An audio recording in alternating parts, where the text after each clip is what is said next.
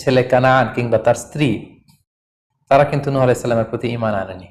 তার মানে বাবা নবী হয়ে অনেক সময় ছেলে ঈমান আনতে পারেনি, তার ভাগ্যে সেটা জোটেনি। নূহ আলাইহিস সালাম নবী ছিলেন, কিন্তু তার স্ত্রী তার প্রতি ঈমান আনেনি। এজন্য আল্লাহ তাআলা বলছেন, ইন্নাকা লা তাহদি মান আহবাবতা ওয়ালাকিন্নাল্লাহা ইয়াহদি মান ইয়াশা।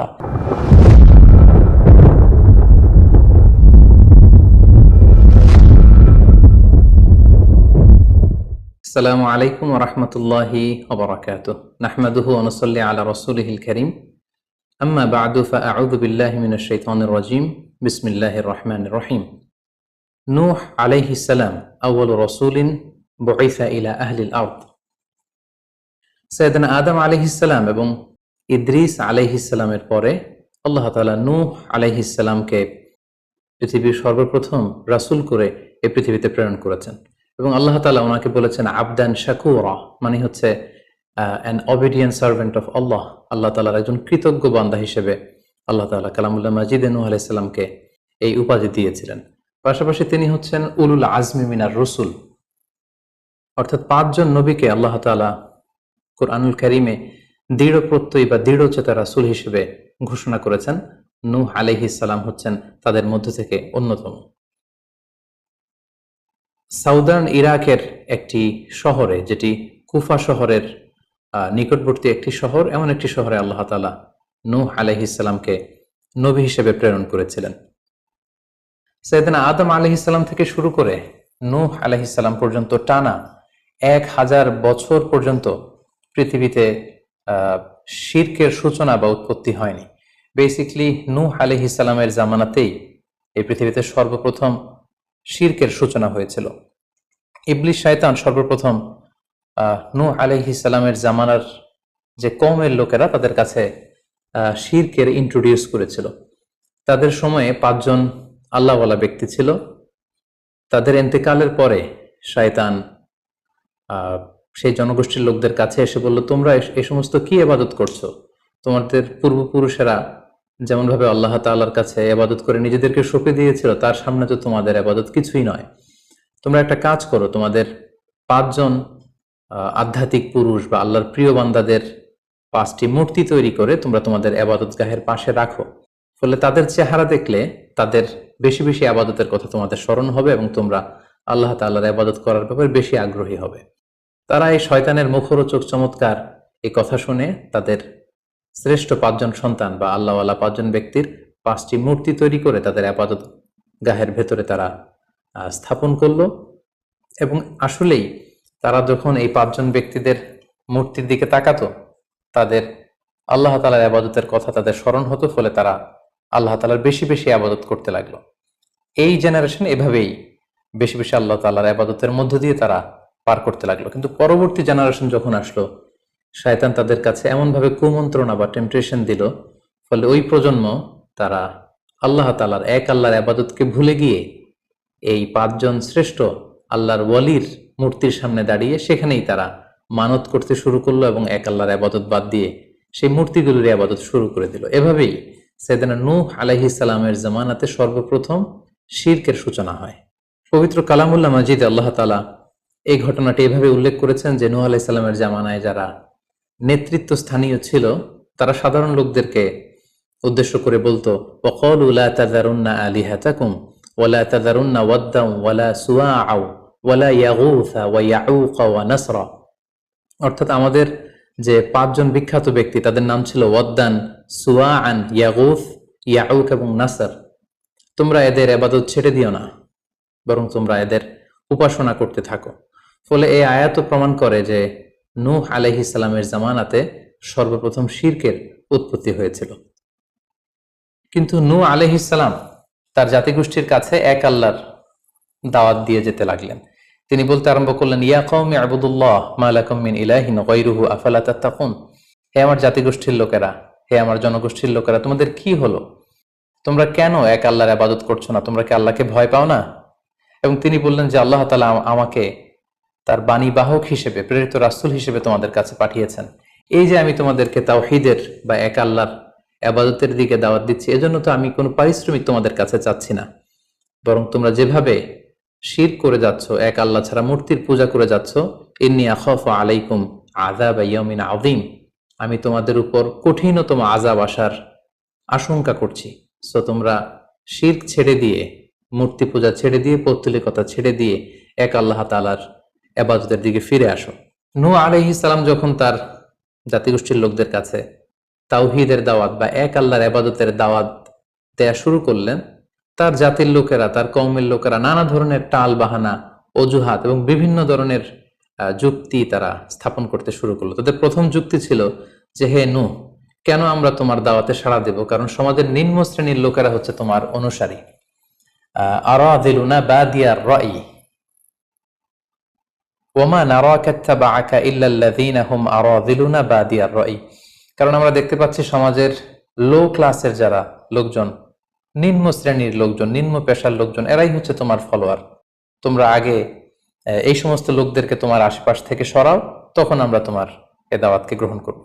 তাদের আরো একটি যুক্তি ছিল যে, তুমি এই নিম্ন শ্রেণীর লোকদেরকে নিয়ে সমাজে ইনফ্লুয়েন্সিয়াল হতে চাচ্ছ। ইয়াতাফাদ্দালু আলাইকুম, এই নূহ হচ্ছে জেলে সমাজ, কৃষক সমাজ, এই সমস্ত নিম্ন শ্রেণীর লোকদেরকে নিয়ে এই সমাজের মধ্যে একটা ইনফ্লুয়েন্স ক্রিয়েট করে সে আমাদের উপর সুপিরিয়র হতে চাইছে। এটা ছিল তাদের আরেকটা যুক্তি।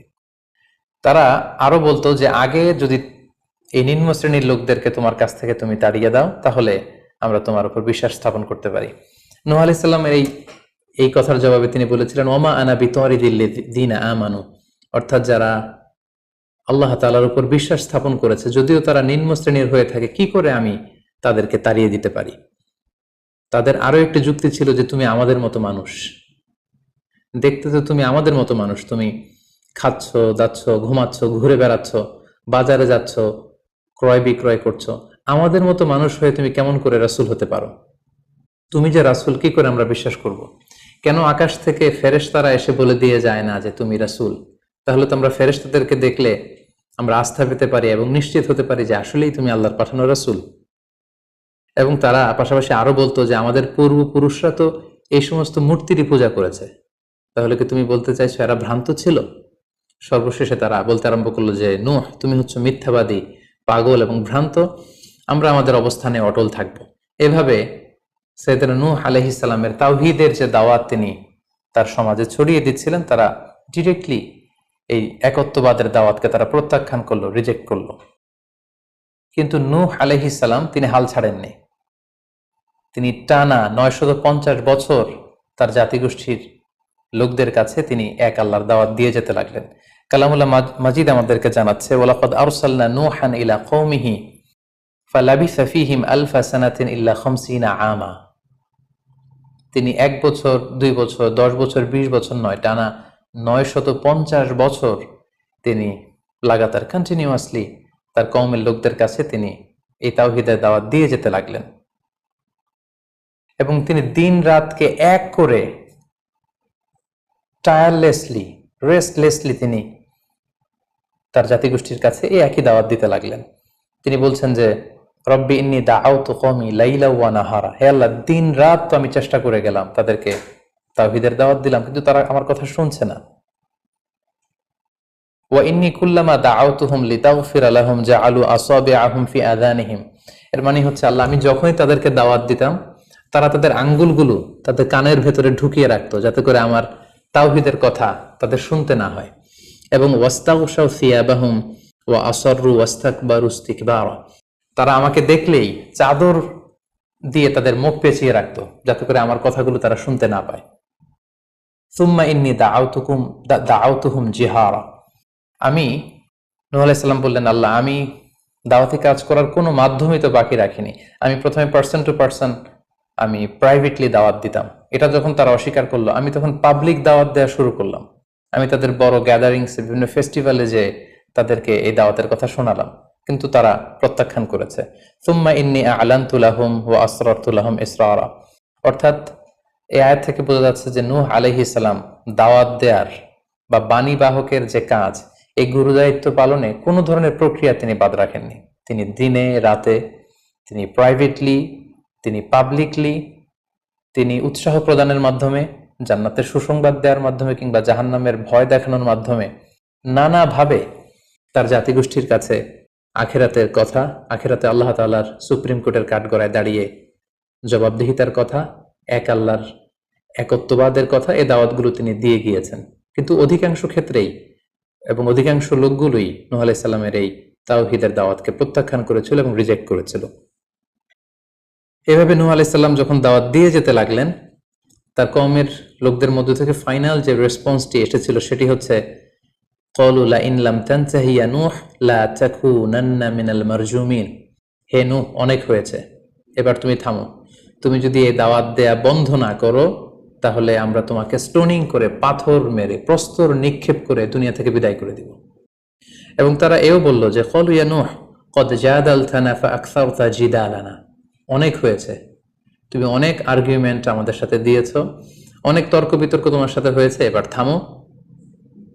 ফাআতিনা বিমা তাইদুনা ইন কুনতা মিনাস সাদিকিন। তুমি যে আযাবের ভয় দেখাচ্ছ পারলে সেটা দেখাও। তুমি আমাদেরকে বলছো যে আমরা যদি এক আল্লাহর ইবাদত না করি, আমরা যদি পৌত্তলিকতা না ছাড়ি, তাহলে আল্লাহ তাআলা আযাব দিয়ে আমাদেরকে ধ্বংস করে দিবে। পারলে সেই ধ্বংসলীলা তুমি আমাদের সামনে নিয়ে আসো, পারলে সেই শাস্তি দেখাও, তুমি যদি সত্যবাদী হয়ে থাকো। এবার নূহ আলাইহিস সালাম তাদের এ ধরনের অ্যাটিটিউড দেখে অনেকটা হতাশ হলেন। তিনি তাদের কাছে কোনো প্রতিদান চাইছেন না, তাদের কল্যাণের জন্যই, তাদেরকে জাহান্নামের আগুন থেকে বাঁচার জন্যই তিনি 950 বছর ডেডিকেট করে দিলেন তাদের দাওয়াতি কাজে। কিন্তু তারা যখন দাওয়াতি কাজে সাড়া দিচ্ছে না, অবশেষে হতাশ হয়ে নূহ আলাইহিস সালাম আল্লাহকে দোয়া করলেন, আল্লাহ ফাফতাহ বাইনি ওয়া বাইনাহুম ফাতহান, আমি আর পারছি না, আপনি এবার এসপার ওসপার করে দিন, আপনি একটা ফয়সালা করে দিন। অবশেষে তিনি বদদোয়া করে বসলেন, তাদের উপর অভিশাপ দিয়ে ফেললেন, কার্ডস করে বসলেন। তিনি বললেন, রাব্বি লা তাযার আলাল আরদি মিনাল কাফিরিনা দাইয়ারা। হে আল্লাহ, আপনি এমন আযাব পাঠান, আযাব দিয়ে আপনি কাফিরদের আন্ডা বাচ্চা কাউকে আপনি অবশিষ্ট রাখবেন না। পুরো কাফির সমাজ, মুশরিক সমাজকে আপনি আযাব দিয়ে ধ্বংস করে দেন। যদি আপনি তাদেরকে বাঁচিয়ে রাখেন তাহলে তারা বিশ্বাসীদেরকেও সংক্রামিত করবে এবং তাদের অনাগত প্রজন্ম তারা পাপাচারী হয়ে এই পৃথিবীতে তারা ফাসাদ সৃষ্টি করবে। নূহ আলাইহিস সালাম যখন এরকম বদদোয়া করলেন, আল্লাহ তাআলা নূহ আলাইহিস সালামের এই অভিশাপ বা বদদোয়াকে কবুল করলেন এবং তিনি নূহ আলাইহিস সালামকে জানিয়ে দিলেন, নূহ, তোমার কথা মতো আমি এবার এটার একটা শেষ দেখে ছাড়বো এবং আমি পৃথিবীতে আযাব পাঠাবো। সেই আযাবটি হচ্ছে ভয়ঙ্কর ধরনের বন্যা হয়ে যাবে, গোটা পৃথিবীতে মহাপ্লাবন ঘটবে।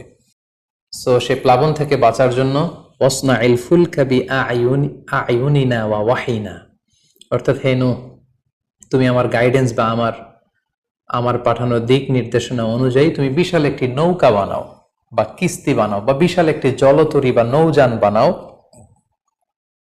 যাতে করে এই মহাপ্লাবন থেকে বাঁচার জন্য তুমি বিশ্বাসীদেরকে নিয়ে এই নৌযানে, এই কিস্তিতে, জাহাজে বা এই জলতরীতে, এই নৌকাতে তোমরা আশ্রয় নিতে পারো।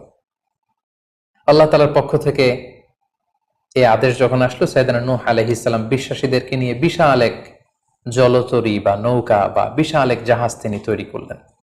নূহ আলাইহিস সালামের কওমের মুশরিক লোকেরা যখন এই জাহাজ বা নৌকা বানাতে দেখলো, তারা হাসাহাসি শুরু করে দিল। কোরআন বলছে, ওয়া কুল্লামা মাররা আলাইহি মালাউম মিন কওমিহি সাখিরু মিন।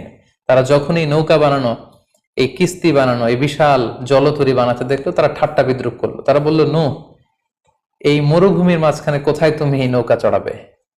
তোমরা যেহেতু নৌকা বানাচ্ছ, পারলে একটা সাগরও বানিয়ে নাও, যাতে করে তোমাদের এই নৌকাকে, এই জাহাজকে তোমরা ভাসাতে পারো।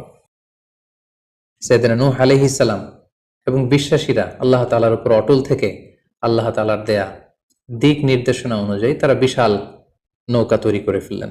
এ পর্যায়ে আল্লাহ তাআলা নূহ আলাইহিস সালামকে জানালেন যে মহাপ্লাবনের জন্য নূহ, তুমি অপেক্ষা করতে থাকো এবং এই প্লাবনটা হবে 40 দিন লম্বা, 40 days long, and the entire world will be drastically flooded.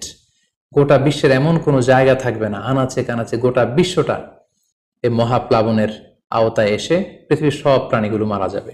So তুমি কি করে বুঝবে যে আমি কখন এই মহাপ্লাবন পৃথিবীতে দিচ্ছি? সেটার একটা সাইন হচ্ছে, তুমি যখন চুলার ভেতর থেকে ফুরফুর করে কলকল করে পানি বেরোতে দেখবে, তখনই বুঝবে যে সে টাইমটা চলে এসেছে। তখন তুমি হাত্তা ইদা জা আমরুনা ওয়া ফারাত তান্নুর, চুলার ভেতর থেকে আগুনের পরবর্তীতে, আগুনের বিপরীতে পানি ছুটতে আরম্ভ করবে, তখনই বুঝবে যে সে সময়টা চলে এসেছে, মহাপ্লাবনের সময়টা একেবারে ঘনিয়ে এসেছে।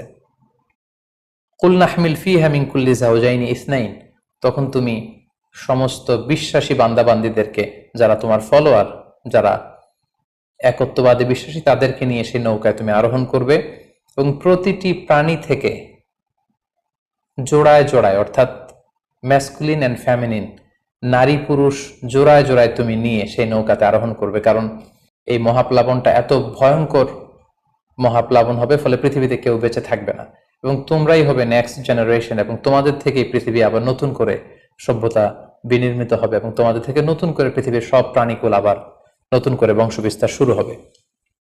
আল্লাহ তাআলার এই গাইডেন্স অনুযায়ী নূহ আলাইহিস সালাম অপেক্ষা করতে লাগলেন যে কখন চুলার ভেতর থেকে কলকল করে পানি বেরোয়। হঠাৎ করে তিনি একদিন দেখতে পেলেন যে চুলার ভেতর থেকে পানি বেরোচ্ছে।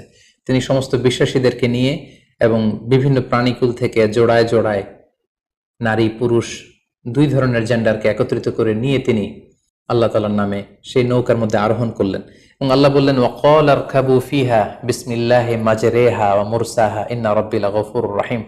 আল্লাহ বললেন, তোমরা যখন আরোহণ করবে তোমরা আল্লাহর নামে আরোহণ করবে, অর্থাৎ বিসমিল্লাহ বলে আরোহণ করবে, কারণ তোমাদের এই নৌকার এই জাহাজের গতি এবং স্থিতি এটা হবে আল্লাহর নামে। এটার সেইলিং বা অ্যাঙ্করিং, এটার পানির উপরে ভেসে চলা এবং এটার নোঙর ভিড়ানো সবটাই হবে আল্লাহ তাআলার নামে। এবং আল্লাহ তাআলার আদেশ অনুযায়ী নূহ আলাইহিস সালাম সবাইকে নিয়ে সেই নৌকায় আশ্রয় নিলেন। কোরআন আমাদেরকে জানাচ্ছে, ওহিয়া তাজরি বিহিম ফি মাউজিন কাল জিবাল।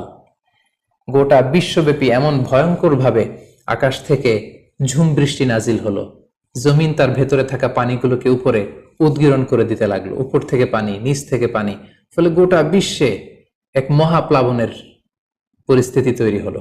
এবং সেই ভয়ঙ্কর প্লাবনের মধ্যে, সেই ঝড় ঝাপটার মধ্যে, সেই পানির মধ্যে নূহ আলাইহিস সালামের সেই কিস্তি বা সেই জলতরী বা সেই নৌকা ভাসতে লাগলো।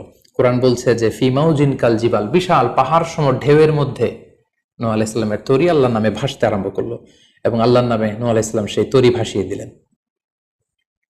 মহাপ্লাবনের ঠিক কিছু আগে নূহ আলাইহিস সালাম ওনার ছেলে কানাআনকে আহ্বান করলেন যে, কানাআন, তুমি এই নৌকার মধ্যে আরোহণ করো। আমরা ইতিহাস থেকে আমরা জেনেছি যে নূহ আলাইহিস সালামের 4 জন সন্তান ছিল, হাম, সাম, ইয়াফাস, কানাআন।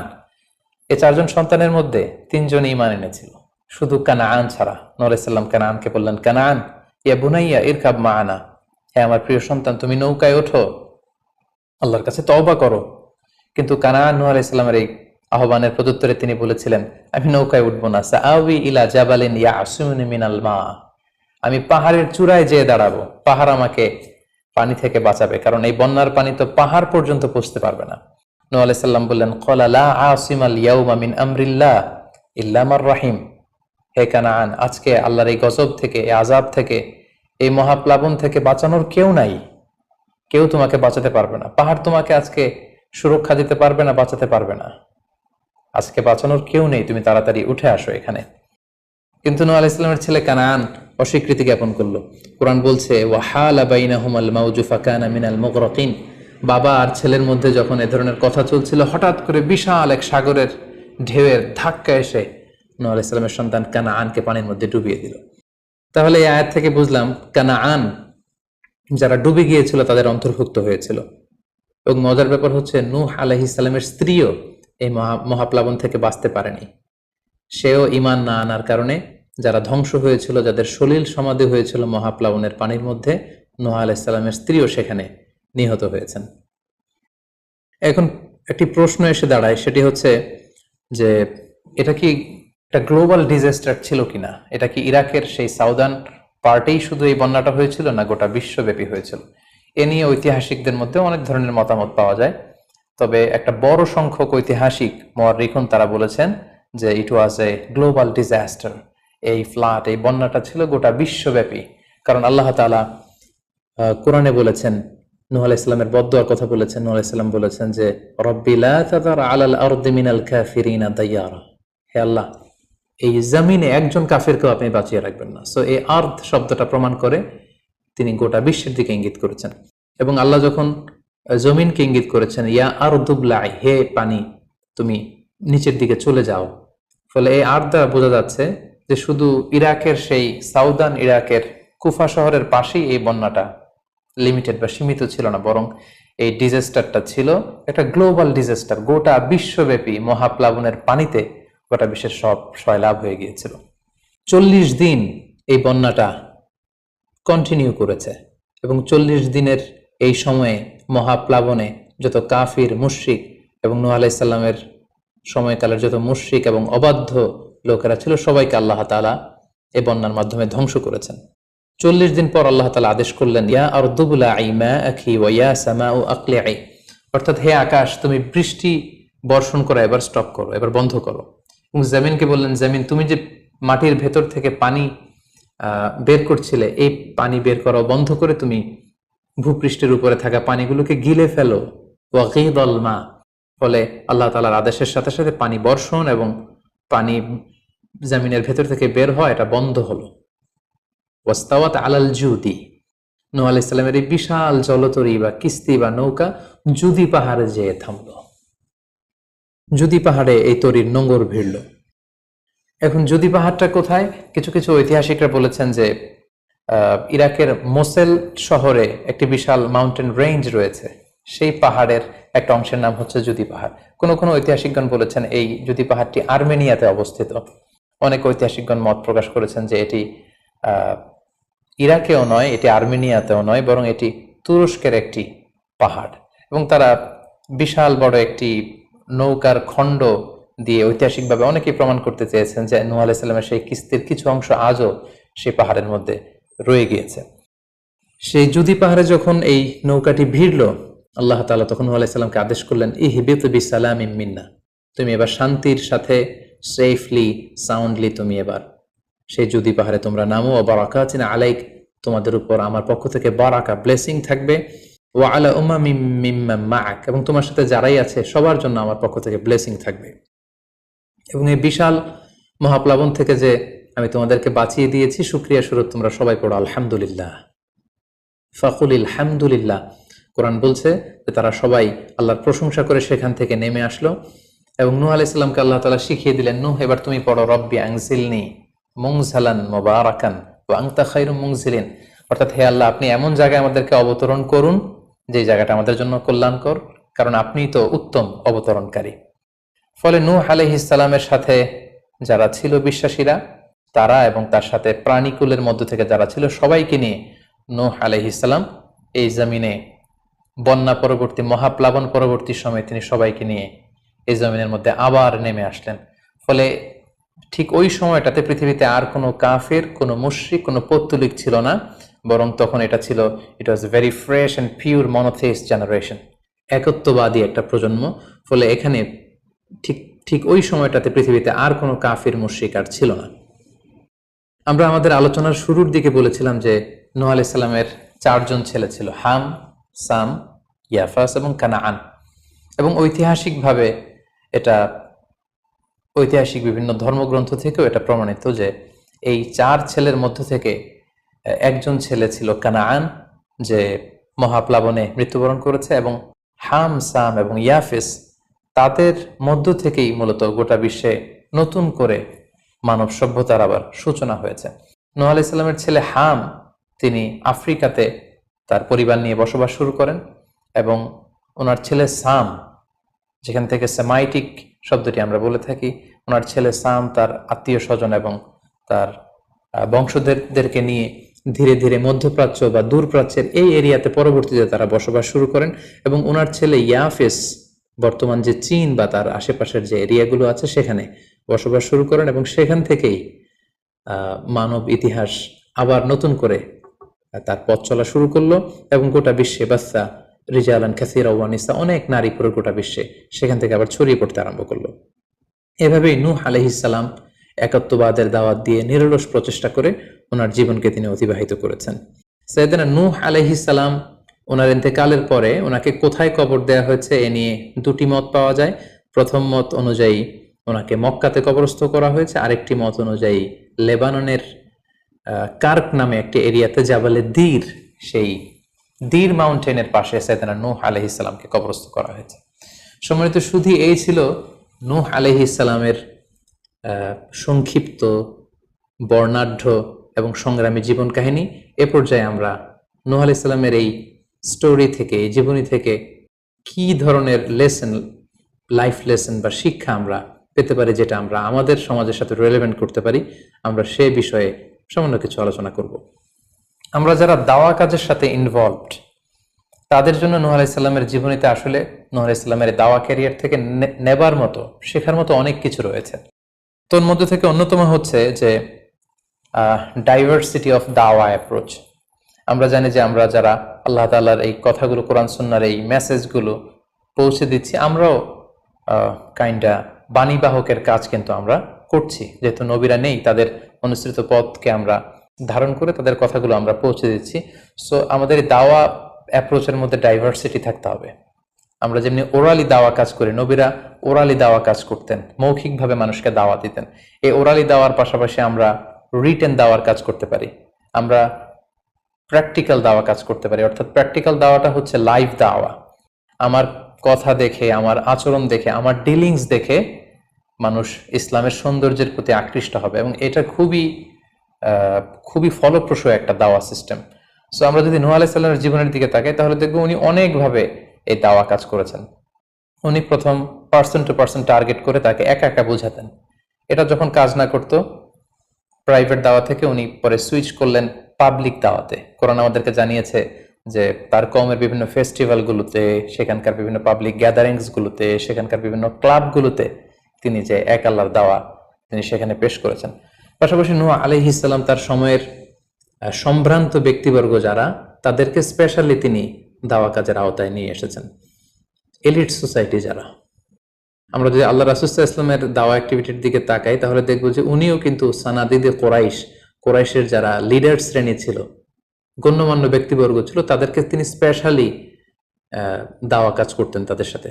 কারণ আমরা জানি যে একটা সমাজের লিডার যদি ইসলামের পথে আসে, ফলে তার যে লক্ষ লক্ষ ফলোয়ার থাকবে, তারাও তার দ্বারা ইনফ্লুয়েন্স হয়ে তারাও ইসলামের পথে চলে আসবে। এবং আল্লাহ রাসূল সাল্লাল্লাহু আলাইহি ওয়াসাল্লামের জীবনীতে আমরা দেখেছি যে কোনো গোষ্ঠীর বা কোনো কওমের বা কোনো ট্রাইবের গোত্র প্রধান যখন কালিমা পড়ে মুসলমান হয়েছে, তার দেখা দেখি গোত্রের সকল নারী পুরুষ তারাও মুসলমান হয়ে গেছে। দাওয়া কাজ আঞ্জাম দেওয়ার ক্ষেত্রে যারা এলিট সোসাইটি বা সমাজের গণ্যমান্য ব্যক্তিবর্গ যারা থাকবে, তাদেরকে দাওয়া দেওয়ার ক্ষেত্রে আমাদেরকে স্পেশাল এফোর্ট দিতে হবে। কারণ তাদেরকে যদি আমরা ইসলামের পক্ষে, সত্যের পক্ষে কনভিন্সড করতে পারি, ফলে তারা সমাজের আরো অনেক লোককে ইনফ্লুয়েন্স করে ইসলামের সুশীতল বাণীর ভেতরে নিয়ে আসতে পারবে।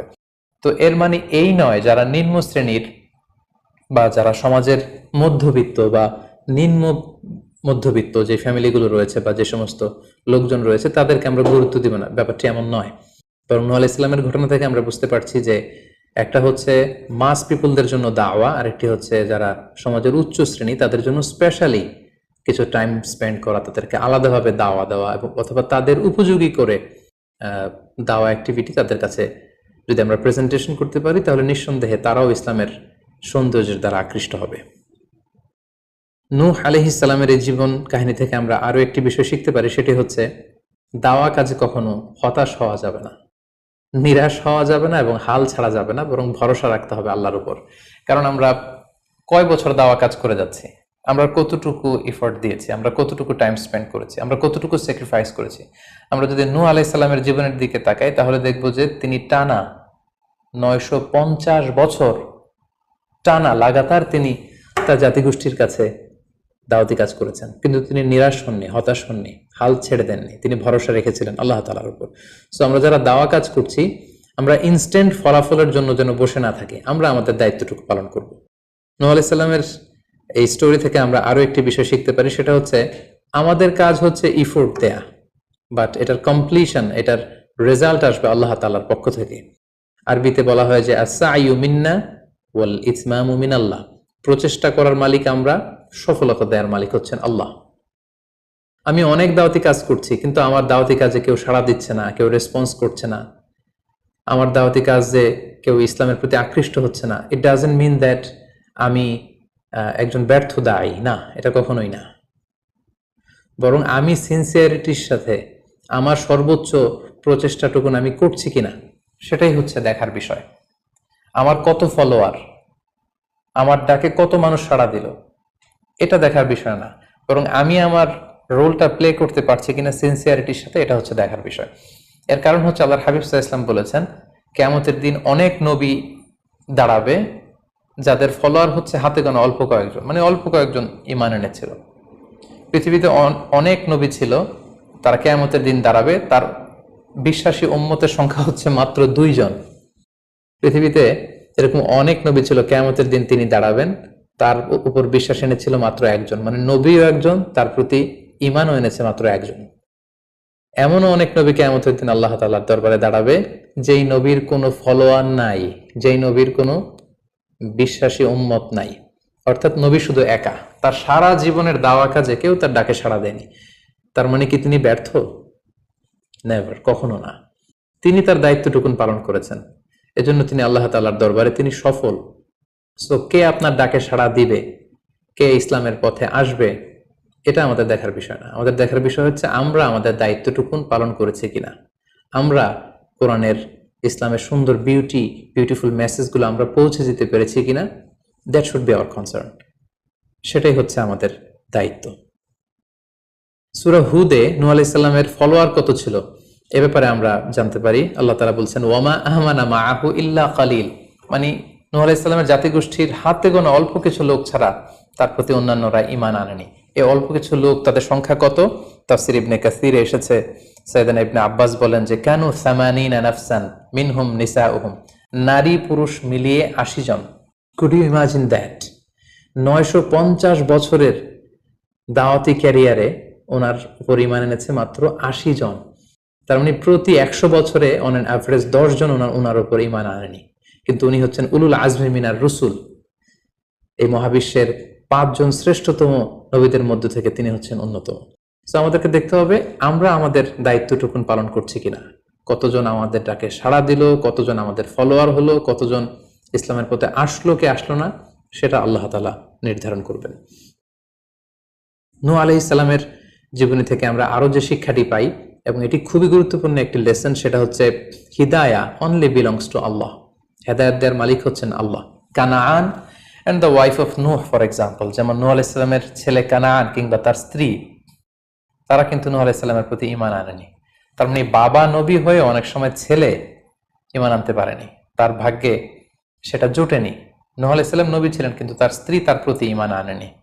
এজন্য আল্লাহ তাআলা বলছেন, ইন্নাকা লা তাহদি মান আহবাবতা ওয়ালাকিন্নাল্লাহা ইয়াহদি মান ইয়াশা, হে নবী আপনি যাকে চান তাকে আপনি হেদায়েত দিতে পারবেন না, কারণ হেদায়েত দেওয়ার মালিক আপনি নন। হেদায়েত দেওয়ার নিরঙ্কুশ একচ্ছত্র ক্ষমতা হচ্ছে শুধুমাত্র কেবলমাত্র আল্লাহ তাআলার হাতে। তিনি যাকে চাইবেন তাকে তিনি হেদায়েত দেন, আমরা চাইলেই কাউকে হেদায়েত দিতে পারবো না। নূহ আলাইহিস সালামের জীবনী থেকে আরো একটি বড় শিক্ষা হচ্ছে যে আল্লাহ তাআলা হুট করেই কাউকে আযাব দেন না বা শাস্তি পাঠান না, বরং আল্লাহ তাআলা বারবার সুযোগ দিয়ে থাকেন। অনেক সুযোগ দেওয়ার পরে, বারবার সুযোগ দেওয়ার পরেও যখন কেউ সত্যের পথে ফিরে আসে না, বরং বারবার তারা অবাধ্যতা, দাম্ভিকতা এবং বাড়াবাড়ি করে, ঠিক তখনই আল্লাহ তাআলা তাদেরকে শাস্তি দেন। আমরা নূহ আলাইহিস সালামের জাতিগোষ্ঠীর দিকে যদি তাকাই, তাহলে দেখব যে তিনি 950 বছর তাদেরকে চান্স দিয়েছেন। এত লম্বা সময় তাদেরকে সুযোগ দেওয়ার পরেও তারা সত্যের পথে ফিরে আসেনি। অতঃপর আল্লাহ তাআলা মহাপ্লাবন দিয়ে পুরো জাতিগোষ্ঠীকে ধ্বংস করে দিয়েছেন। নূহ আলাইহিস সালামের জীবনী থেকে সর্বশেষ যে শিক্ষাটি আমরা পাই, সেটি হচ্ছে সব ধ্বংস নয়, কিছু ধ্বংস আছে যেটা আবার নতুন করে সৃষ্টি করে, অর্থাৎ সৃষ্টির জন্য ধ্বংস। আমরা যদি দেখি যে আল্লাহ তাআলা এমন এক গজব পাঠালেন, এমন এক পানিশমেন্ট দিলেন, এমন এক মহাপ্লাবন দিলেন, যেটা দিয়ে গোটা পৃথিবীবাসীকে তিনি ধ্বংস করেছেন, অল্প কিছু মানুষ ছাড়া। কিন্তু আমরা যদি অন্য দিক থেকে খেয়াল করি, তাহলে দেখবো যে এই ধ্বংসটি ধ্বংসের জন্য নয়, এই ধ্বংসটি ছিল নতুন করে সৃষ্টির জন্য। আমরা দেখি যে অনেক এলাকাতে অগ্নিকাণ্ড ঘটে, সেখানে হয়তো বেড়ার ঘর ছিল, টিনের ঘর ছিল, তো অগ্নিকাণ্ড ঘটার পরে সেখানে বিশাল করে বিল্ডিং তৈরি হয়। তার মানে সব ধ্বংসের জন্য নয়, কিছু ধ্বংস আছে সৃষ্টির জন্য। নূহ আলাইহিস সালামের ক্ষেত্রেও এই ধ্বংসের ব্যাপারটি ঠিক এমনই ঘটেছিল। এই ধ্বংসটা শুধু ধ্বংসের জন্য নয়, বরং কাফিরদেরকে, মুশরিকদেরকে ধ্বংস করে দিয়ে নতুন এক একত্ববাদী প্রজন্মের সূচনা যাতে পৃথিবীতে ঘটে, সেজন্য আল্লাহ তাআলা এই ধ্বংসের সূচনা করেছিলেন। আল্লাহ তাআলা আমাদের সবাইকে আম্বিয়া আলাইহিমুস সালামদের অনুসৃত পথে থেকে তাদের মত এবং পথকে বেছে নিয়ে সিরাতুল মুস্তাকিমে পরিচালিত হওয়ার তৌফিক দান করুক। আসসালামু আলাইকুম ওয়া রাহমাতুল্লাহি ওয়া বারাকাতুহু।